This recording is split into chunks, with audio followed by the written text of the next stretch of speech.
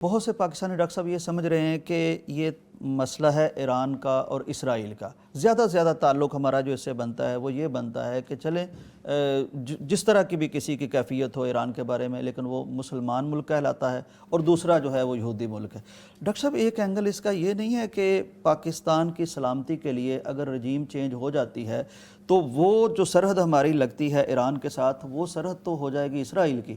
اور اسرائیل عملاً تو یعنی ہمارے پڑوس میں اب اپنے ڈرون یا اپنے میزائل تو گرا رہا ہے، وہ تو ہماری سرحد پر۔ اور ڈاکٹر صاحب دوسرا معاملہ یہ کہ یہ جو سرحد ہے بڑی حساس ہماری، بی ایل اے یہاں سے آپریٹ ہو رہی ہے، پہلے ہی انڈیا یہاں اپنے کام کر رہا ہے۔ تو ڈاکٹر صاحب اس تناظر میں یعنی یہ تو پھر صرف ایران کی جنگ نہیں رہ جاتی، پاکستان کی سلامتی کی جنگ بھی بنتی۔ بالکل درست ہے، میں نے تو پہلے بھی عرض کیا ہے کہ یہ اسرائیل اگر یہ رجیم چینج کرنے میں تیار یہ کامیاب ہو جاتا ہے، امریکہ اور اسرائیل، تو یوں سمجھیے کہ اسرائیل یہاں آ کے بیٹھ گیا ہے، اور پھر اسرائیل اور یہاں کی سیکولر گورنمنٹ جو ہے یہ مل کر پھر خطے کے اندر بدماشی کریں گے، اور یہ پروگرام ہی ان کا یہ ہے۔ لہٰذا اس صورت میں پاکستان کو پہلے سے اس معاملے کے بارے میں اس کو سمجھنا بھی چاہیے اور اس کے لیے پالیسی بھی بنانی چاہیے، اور پاکستان جب اس کے اوپر کوئی بھی پالیسی بناتا ہے تو پھر موجودہ جو جنگ ہے، حالیہ جنگ، یہ پاکستان کی بقا کی جنگ بھی ہے۔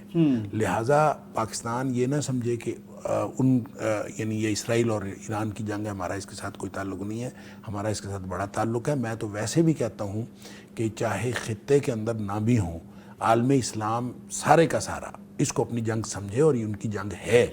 اور اگر ہم یہ خطے کی صورتحال کا جائزہ لیتے ہیں تو پاکستان تو دیکھیں ایک طرف ہمارے انڈیا بیٹھا ہوا ہے، اور ڈاکٹر صاحب انڈیا کو ہم نے دیکھ لیا کہ انڈیا کی طرف سے ہمارے طرف جو ڈرون آئے وہ اسرائیل کے تھے۔ دیکھیں، اگرچہ میں عرض کروں ایران کا جو سابقہ کردار ہے جو جس کی ہم بات کر رہے تھے، میزائل بھی ہم پہ مارے گئے، وہ پاکستان کے حوالے سے کوئی بہت اچھا نہیں رہا، اور ہم نے اس سرحد سے بھی کوئی بہت اچھی خبریں نہیں سنی۔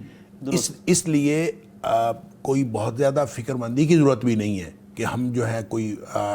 کسی جگہ پھنس جائیں گے، اور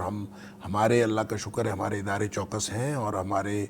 جو سرحدیں جو ہیں ان کو جس طرح سے محفوظ کیا جانا چاہیے الحمدللہ وہ محفوظ ہاتھوں میں ہیں، اور کوئی ایسی ڈرنے والی بات نہیں ہے۔ لیکن بہرحال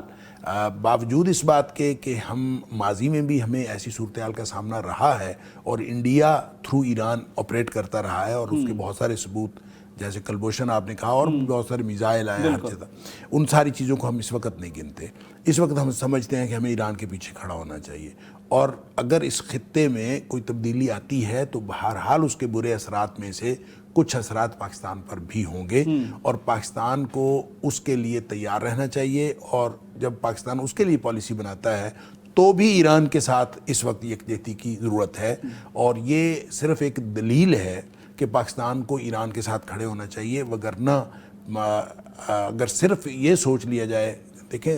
سعودی عرب ہے تو سعودی عرب کا تو اس خطے کے ساتھ کوئی تعلق نہیں ہے نا، سعودی عرب کے پڑوس میں تو اسرائیل پہلے بیٹھا ہوا ہے، تو سعودی عرب نے یکجہتی کا اظہار کیا ایران کے ساتھ، اور کلیش زیادہ تھا سعودی عرب اور ایران کا، ہاں جی، اور اس کے باوجود انہوں نے یکجہتی کا اظہار کیا ہے، تو وہ صرف اور صرف اسلام کے اشتراک کی وجہ سے کیا ہے۔ تو اگر ہم اسلام کی بنیاد پر آپس میں سارے جڑ جائیں اور اسلامی بلاک بن جائے تو یہ ہی اصل میں سب سے بڑا زبردست بلاک بنتا ہے، اور جتنے بیانات آئے ہیں مختلف ممالک کے، اور سنا ہے کہ کوئی 20 کے قریب ممالک جو ہیں انہوں نے ایران کے ساتھ یکجہتی کا اظہار کیا ہے، مسلم ممالک نے، تو اصل میں اس بات کی ضرورت ہے کہ مسلم ممالک جو ہیں وہ 20 نہیں بلکہ 57 کے 57 اسلامی ممالک جو ہیں وہ سارے ایران کے پیچھے کھڑے ہوئے ہوں، اور پھر یہ چاہیے تو یہ تھا، ہم نے تو پہلے کئی دفعہ بات کی غزہ کے حوالے سے، کہ غزہ کے حوالے سے بھی مسلمانوں کو یہ اپنا کیس سمجھنا چاہیے تھا، اور اپنا کیس سمجھ کے سب کو ایک یکجہتی کے اظہار کے ساتھ، یکجہتی کے ساتھ، اتحاد کے ساتھ یہ اسرائیل کے خلاف کھڑا ہونا چاہیے تھا۔ اس طرح نہ صحیح، اس طرح صحیح، لیکن ہے یہ غزہ کا ہی معاملہ، ہے یہ غزہ کا ہی معاملہ، یعنی غزہ پہ جو ظالم ہے اس کے خلاف ہے۔ بات یہ ہے کہ ایک آدمی، ایک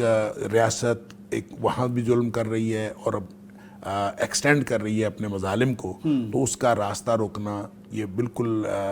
یعنی صرف یہ جائز نہیں ہے بلکہ ضروری ہے۔ یعنی ڈاکٹر صاحب ظالم کو ہم کمزور کریں تاکہ وہ غزہ پر ظلم کرتے وقت بھی کمزور ہو، اور میں یہ سمجھتا ہوں کہ اس میں